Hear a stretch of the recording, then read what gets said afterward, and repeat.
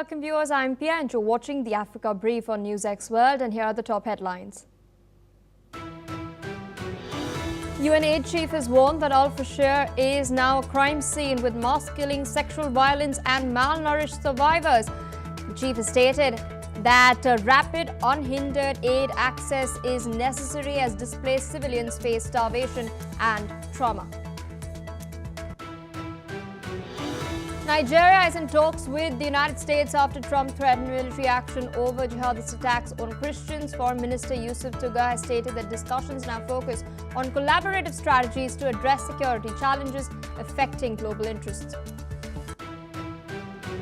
South Africa's Foreign Minister Ronald Lamola has stated that the US absence from the Johannesburg G20 summit is nothing unusual. He's also criticized the recent arrival of 153 Palestinians in the country, suggesting that it reflects a broader effort to displace Palestinians from their homes.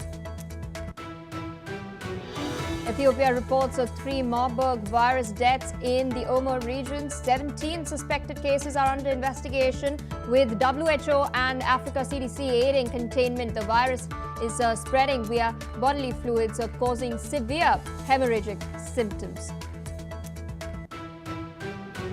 US President Donald Trump has celebrated the UNSC's vote backing his Gaza peace plan, with 13 nations voting in favor and no vetoes. The plan calls for establishing a board of peace with global leaders and an international stabilization force.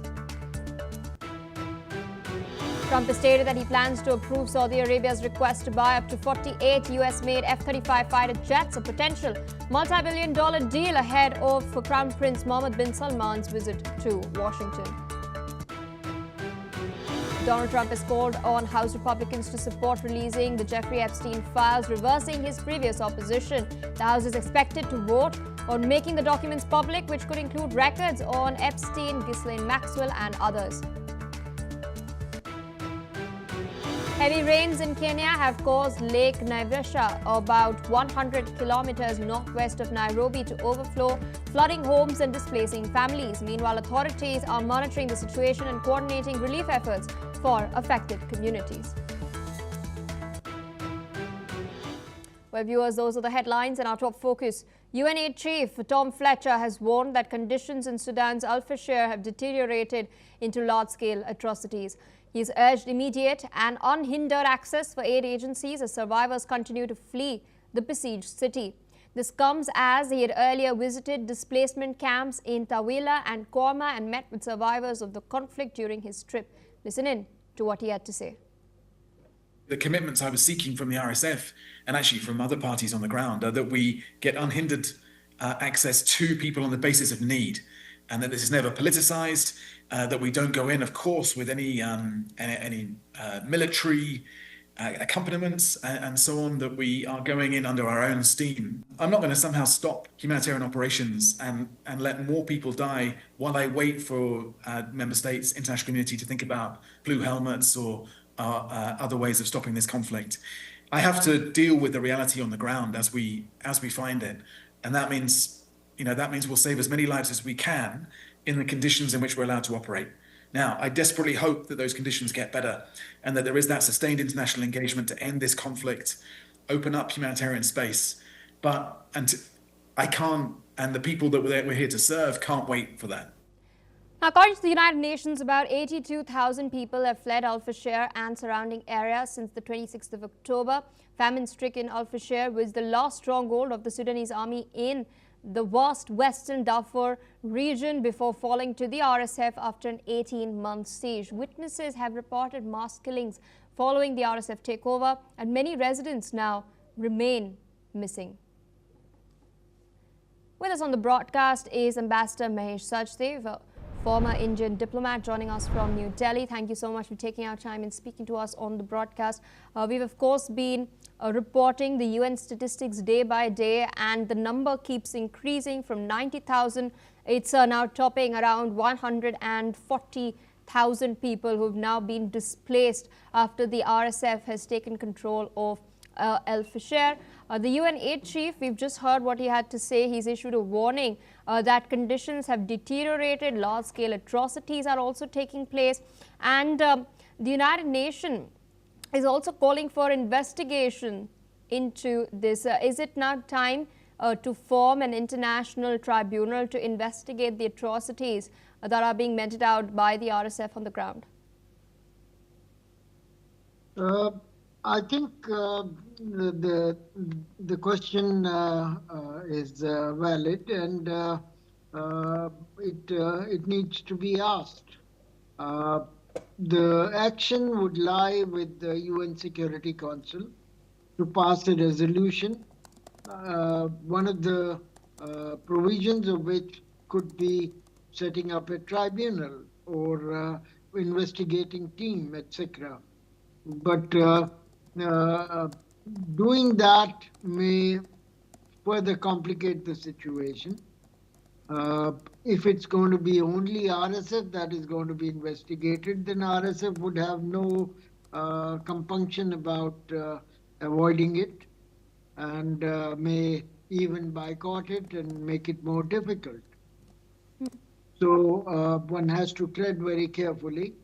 The first objective is to help the people who are in need of humanitarian assistance, and then expand the envelope a bit further incrementally so that the situation improves and ceasefire can be then effected, at least temporarily, and subsequently perhaps political negotiations for a longer term solution can be attempted. Thank you. Indeed, sir, requesting you to stay on with us as we're tracking further updates, this time from Nigeria. We're now learning that Nigeria's Foreign Minister Yusuf Tuga has confirmed that his government is in discussions with the United States following US President Donald Trump's threats of military intervention in response to jihadist killings of Christians in Nigeria. Tuga has stated that the talks have advanced beyond initial concerns, with a focus now on how both nations can collaborate to address security challenges that affect global stability. Listen in. We admit we have security challenges due to factors, many of them beyond our control. So any country, including the US, that is willing to partner with us to tackle those problems, we more than welcome it. But Nigeria and Nigerian security and Nigerian troops, Nigerian military has to be the one to take the lead. Ambassador Sajdev still with us on the broadcast. Sir, you've of course served in Nigeria. Do you know how these groups operate over there? But one thing really stands out from the foreign minister's statement. He is open to collaborating with the Americans, but he's made it very clear that it is Nigerian troops and Nigeria that must lead the response to the extremist elements that are especially operating in and around the northeast areas of the country and the Sahel region at large. That is true. Nigeria statistics tend to be a bit foggy, but is perhaps the third largest Christian country in the world, after United States and United Kingdom, or Germany perhaps. But having said that, these Christians are juxtaposed between a Muslim majority and in the northeast the situation is complicated because there's a Boko Haram and other insurgencies going on. Central Nigeria also has difficulties with regard to settlers who are, many of whom are Christians, and the herders who migrate to these areas periodically, seasonally, in search of greener pastures for their herd. And there are often, these herders are almost always Muslims. So that also leads to encroachment-related issues and violence. Overall, I think President Trump has multiple domestic motives with regard to his drive to be aggressive about Nigeria's Christians or South African whites being under threat. This is partly to do with his MAGA base, which is overwhelmingly Christian, and he wants to be seen as catering to them and helping Christians or protecting Christians all over the world. Here, Nigeria has been put in a bit of a quandary because its security forces have not been able to quell or defeat Boko Haram and other Muslim insurgencies. Neither have they been able to fully protect the settlers against Fulani tribes, people who are herders, and therefore it is open to suggestions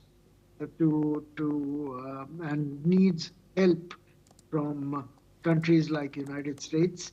So it will like to invert in a jujutsu kind of way US pressure on it to say that the United States has to help Nigerian armed forces to equip them, to train them, and to pay for them to be able to protect all Nigerians, including Christians. So that is what they are trying to do. Indeed, and as you've mentioned, the Nigerian government is in some sort of a quagmire. But speaking of U.S. intervention, to what degree could we, if it does materialize, to what degree would a realistic U.S. intervention look like in your assessment? I don't rule it out, but I'll find it difficult given President Trump's proclivity to have not to have boots on ground. He would not like American troops to face Boko Haram directly. As you have seen in the past 10 months or so, his military actions have been limited to sending B-1 bombers against Iran's nuclear targets, and that too only once. Yes. Nothing else has happened in terms of deployments. Fleets have been deployed against Yemen and in the Mediterranean, but then no particular loss of lives in large numbers. And I don't think he's going to wagger it in Nigeria's northeast, which is intractable desert and has no particularly strategic value for United States. All right, so with that, I'd like to thank you for taking our time, of course, putting all of this into context and explaining it in a simple and lucid manner for our viewers. On that note, we're shifting focus to news coming in from South Africa. Viewers, we're now learning that South Africa's Minister of International Relations and Cooperation, Ronald Lamola, has stated that there is nothing unusual about the United States' decision to skip the upcoming G20 summit in Johannesburg. Lamola has made the remarks in Johannesburg, emphasizing that the U.S. absence does not signal any significant diplomatic shift from its position. The summit itself, which brings together leaders from the world's major economies, will proceed as planned with other participating nations. Listen in. So it's nothing unusual. It happens with this type of gatherings. How do we view the U.S. non-attendance? They have said it themselves, that they are not coming. That's what they've said. They are not attending. You can call it whatever. Someone can call it a boycott, someone will call it non-attendance, but the reality is that they are not attending, they are not here. They came and raised whatever issue that they have with our G20 theme, our agenda, and our priorities, and engage them. And as I've said, the shepherds, as we are speaking, are in robust engagements of negotiations and so forth. That is the nature of this platform. You don't run away from an engagement because of whatever concerns that you have. You confront the issues, raise them, and deal with them. With us on the broadcast is Dr. Charles Sinkala, international relations expert, joining us from Johannesburg.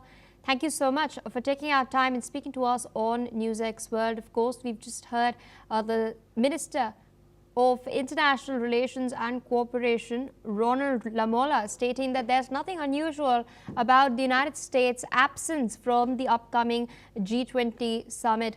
Dr. Sinkala, I wanted to understand from you, what are the US's motivations? Could it be South Africa's participation in the BRICS? Of course, Donald Trump has spoken time and again of against, in fact, the de-dollarization bid, as well as, South Africa's case against Israel at the International Court of Justice.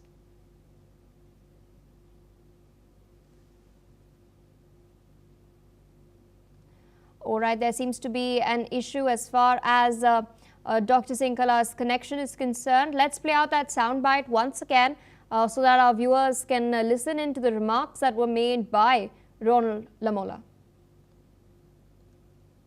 It's nothing unusual.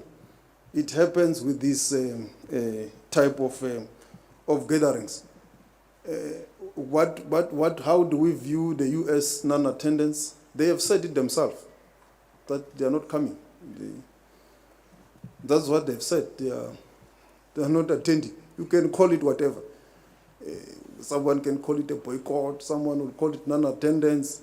But the reality is that they are not attending. They are not here. They came and raised whatever issue that they have with our G20 theme, our agenda, and our priorities, and engage them. And as I've said, the shepherds, as we are speaking, are in robust engagements of negotiations and so forth. That is the nature of this platform. You don't run away from an engagement because of whatever concerns that you have. You confront the issues, raise them, and deal with them. So in more news coming in, we're now learning that heavy rains in Kenya have in fact caused the waters of Lake Naivasha, which is 100 kilometers northwest of capital Nairobi, to flood nearby homes, displacing families. Citizens have described the hardships they faced as the waters of Lake Naivasha continue to rise. Listen in to what some of the residents have had to say about their ordeal. Yeah, every day inakuja na mita kama moja. Na effect ni kwamba wale ambao walikuwa hajafikiwa na maji wanaendelea kuingilia ndani ya manyumba. Kama hapa tumesimama, hata sasa hapa tunahofia. Juu sasa hapa ni kama 3/4 from down. Tumebakisha quarter. Sasa hii maisha tu wenyewe ni ngumu. Kwa nyumba lazima tu hata ushinde umekaa na gambut hadi si starehe, ulikuwa umezoea kaa kwa nyumba. Lazima ukae na gambut juu ya ugonjwa, huwezi kanyaga hiyo maji. Juu bado choo bado zimejaa, hii maji bado. It's about 3 months since the water levels came up from the lake. So it just started slowly by slowly. Then afterward, the level rose just within a very short period. So initially the level was a bit down, but after something to do with 2 months, the level rose rapidly. Okay, and there's so many people were displaced. Shifting focus away from Kenya towards what's taking place in Ethiopia. Ethiopia has now confirmed 3 deaths from the Marburg virus in the southern Omo region. Health officials are now responding quickly to contain this particular outbreak. 17 suspected cases have been tested, and a team from the World Health Organization is now assisting with control efforts. Neighboring South Sudan has meanwhile issued a health advisory as well. Meanwhile, the government says there are currently no known active cases, but preventive measures are in place. The Africa CDC is supporting the response, citing concerns over cross-border transmission, especially given South Sudan's fragile health system. The Marburg virus is highly contagious and often fatal. It spreads through direct contact with bodily fluids or contaminated surfaces. Symptoms include fever, severe headache, muscle pain, and in many cases, hemorrhaging. There are currently no approved vaccines or scientific treatments, making containment efforts very critical. Authorities continue to monitor the situation closely in order to prevent any sort of further spread of this particular virus, which has a fatality rate of 88%. On that note, we're tracking some breaking updates coming in. We're now learning that Israeli Prime Minister Benjamin Netanyahu has put out a statement on the United Nations Security Council's resolution on US President Donald Trump's Gaza peace plan. The statement reads, and I quote, "The state of Israel and Prime Minister Netanyahu applaud President Trump and his tireless and devoted team. The courage and sacrifice of Israel's brave soldiers, along with President Trump's diplomatic efforts, have helped bring home all of the living hostages and most of the deceased ones. The United Nations Security Council fully endorses President Trump's 20-point plan and the appointment of the Board of Peace to be led by President Trump. Israel believes that President Trump's plan will lead to peace and prosperity because it insists upon full demilitarization, disarmament, and de-radicalization of Gaza. True to President Trump's vision, this will lead to further integration of Israel and its neighbors, as well as the expansion of the Abraham Accords. President Trump's breakthrough leadership will help lead the region to peace and prosperity and a lasting alliance with the United States. In cooperation with the United States and other countries signed on President Trump's plan, Israel expects to receive all of the deceased hostages with no delay and to begin the process of disarming and demilitarizing the Gaza Strip and ending Hamas's rule over Gaza, per President Trump and Ambassador Mike Waltz's statements. Israel extends its hand in peace and prosperity to all of its neighbors and calls on them to normalize relations with Israel and join in expelling Hamas and its supporters from the region, unquote. This is, of course, the full statement that has been put out by Benjamin Netanyahu's office. This is in regards to a response, I beg your pardon, to the peace plan, the UN security resolution, which had seen a near unanimous assent. There were 13 countries in the Security Council that voted in favor of this particular resolution put forth by the Trump administration. There were no nays and 2 abstentions, Russia and China, though they did not exercise their veto power. This is, of course, being seen as a major win. UN Security Council had already endorsed Trump's Gaza peace plan. Trump, of course, has hailed this particular move as well. And now Netanyahu has chimed in as well, stating that Trump's plan promises peace. It's also called on its neighbors to normalize ties under the Abraham Accords. On that note, viewers, it's a wrap on the Africa Brief. We will continue to track these updates very, very closely. But for now, we're dipping into a quick short break.